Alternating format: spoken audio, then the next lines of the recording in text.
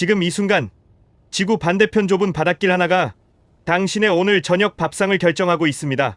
주유소에서 기름을 넣을 때, 마트에서 라면값이 올랐다고 느낄 때, 그 뒤에는 반드시 이 해협이 있어요. 폭 50km. 이 좁디좁은 바닷길 하나를 통해 전 세계 원유의 무려 21%가 지나갑니다.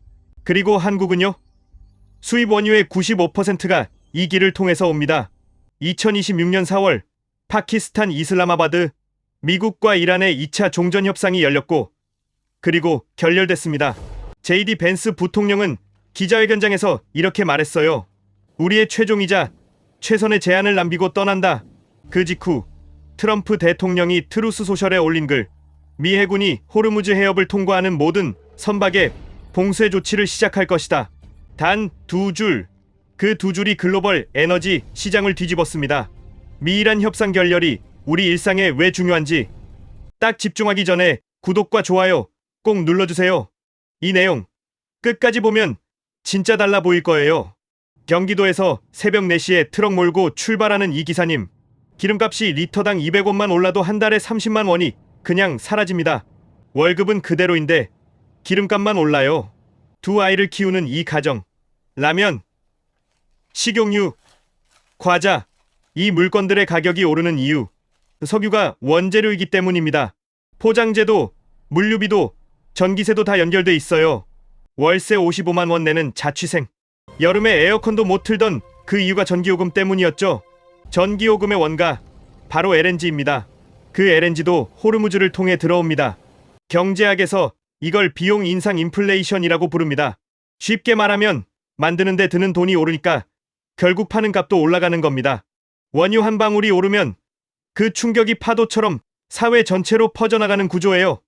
우리가 역사에서 이 장면을 본 적 있어요. 1973년 1차 오일 쇼크, 중동 산유국들이 수출을 금지하자 불과 3개월 만에 국제 유가가 4배가 됐습니다. 한국은 그해 경제 성장률이 반토막이 났어요. 그때와 지금 뭐가 다를까요?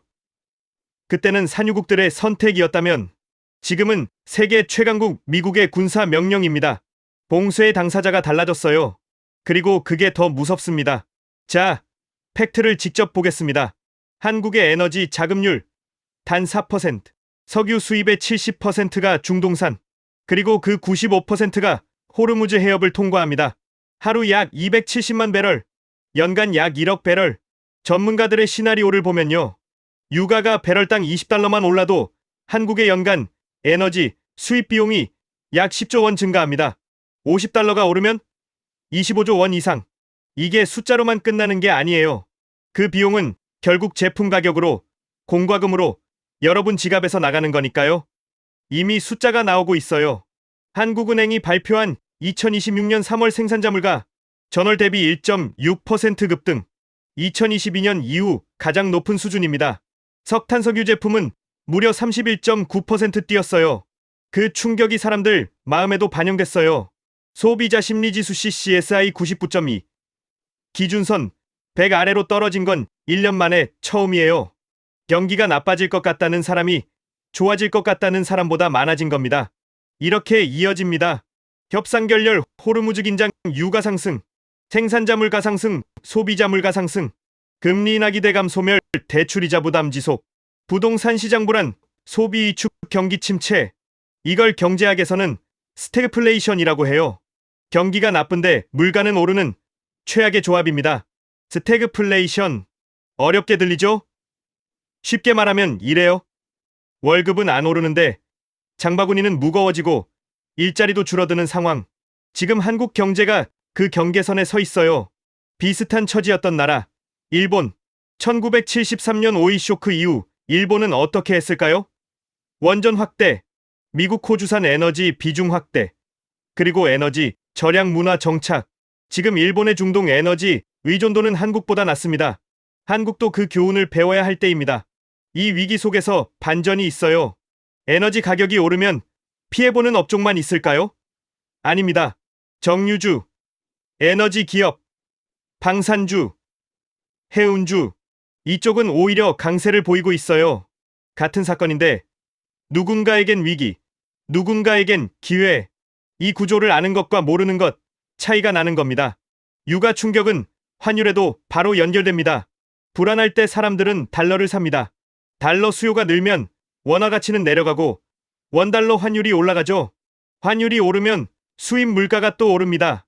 이 악순환 느껴지시나요? 미국 연준은 지금 딜레마에 빠져 있어요. 경기는 식혀야 하는데 물가가 또 오르면 금리를 내리기가 어렵습니다. 전문가들은 미국 금리 인하 시점이 빠르면 9월 이후로 밀릴 수 있다고 분석해요.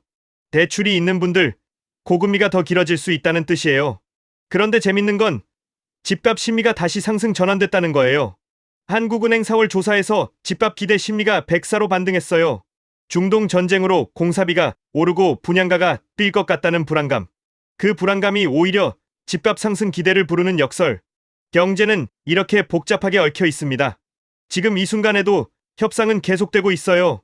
트럼프는 4월 말 전 합의 가능이라고 자신했고 이란도 완전한 봉쇄보다는 협상 테이블에 나올 가능성을 열어두고 있어요.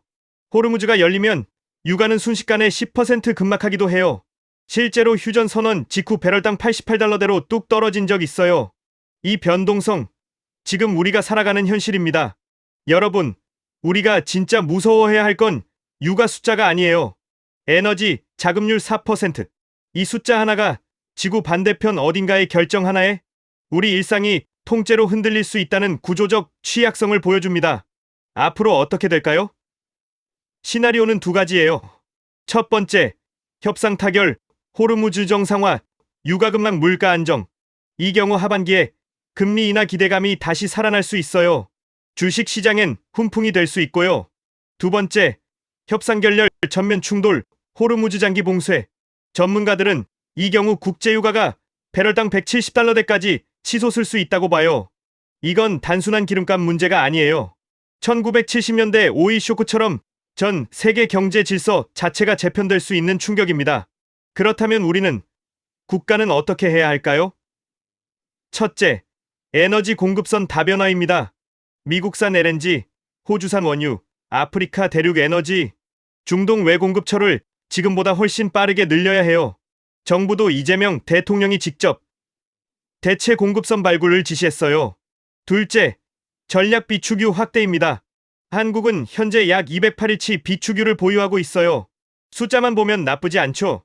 하지만 실제 전쟁이 길어지면 그 숫자도 안전하지 않아요. 비축 물량 확대와 함께 재생에너지 전환 속도를 높여야 합니다. 셋째, 개인 차원의 준비예요. 지금 변동금리 대출을 가지고 계신 분, 이자 부담이 더 길어질 수 있다는 걸 염두에 두세요.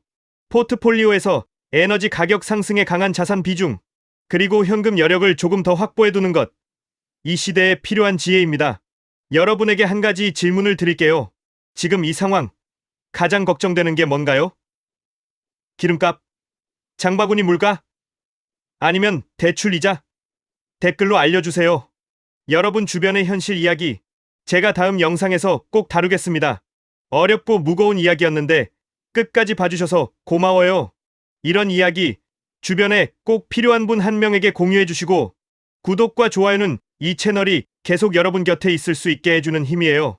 다음 영상에서 또 만나요.